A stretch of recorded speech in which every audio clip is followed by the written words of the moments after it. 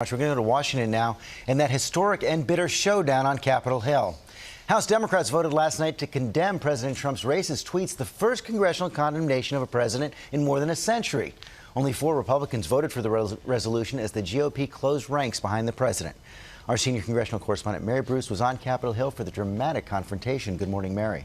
Good morning, George. Well, this was an extremely rare rebuke and quite a scene here on the House floor. A raucous fight exposed those deep partisan divides here on the Hill as Democrats voted to send a clear message to the president about those racist tweets, and Republicans overwhelmingly voted to defend him.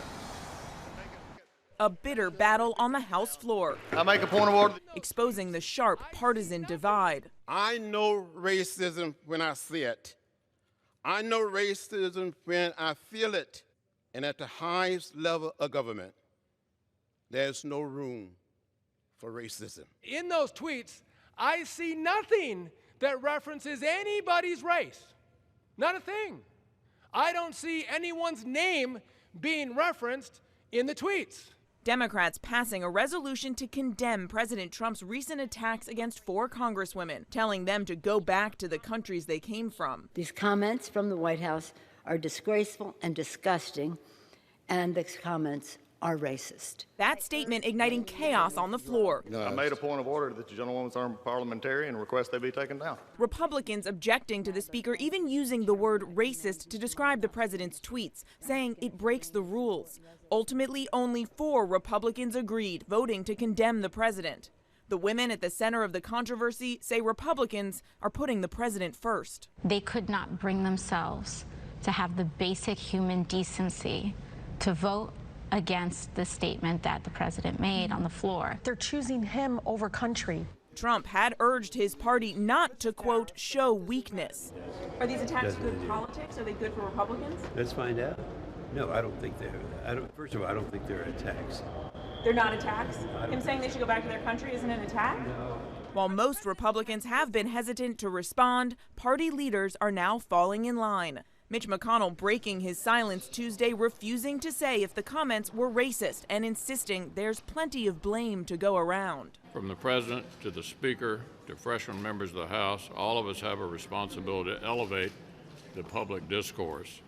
Now, after this contentious vote, one Congressman, Representative Al Green of Texas, took things even further, introducing articles of impeachment against the president. Now, despite the fact that Democratic leaders here are opposed to this move, it could force them to take up the issue, George, sometime in the coming days. Yeah, and that is not something House Speaker Nancy Pelosi wants. Okay, Mary, thanks very much. Let's bring in John Carl, our chief White House correspondent, for more on this. So the battle lines for 2020 getting pretty clearly drawn here right now, John. The president clearly wants that squad of 4 Democratic congresswomen to be the face of the Democratic Party. George, he has been explicit about them. These 4 Democrats represent the progressive left of the party. He wants to basically turn them into his opposition for 2020. Just look at his tweet yesterday where he said Nancy Pelosi tried to push them away, but now they are forever wedded to the Democratic Party. See you in 2020. So in a way, this is working. The party is rallying around those 4 in the attacks, in the wake of the attacks from the president.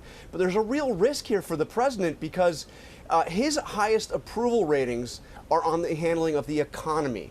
He could be running a presidential re-election campaign based on that age-old question, are you better off today than you were 4 years ago? But instead he's telegraphing an election based on fear, division, racial resentment that will alienate a lot of people that frankly are better off or feel better off than they were 4 years ago. It's also, by the way, a strategy that basically failed in the 2018 midterms. Yeah, you saw minorities and women come out in record numbers in 2018, young people as well. But there are risks for the Democrats here as well. A lot of the successful Democrats in 2018, moderates who emphasize bread and butter issues like health care. Absolutely. These 4, particularly Alexandria Ocasio-Cortez, are the most famous Democrats, freshman Democrats, in some cases more well-known than the party's presidential candidates, but they are not particularly popular, in some cases very unpopular, in those swing districts that won the Democrats their majority in 2018. So, yes, very clearly risk for the Democrats as well. John Carl, thanks very much.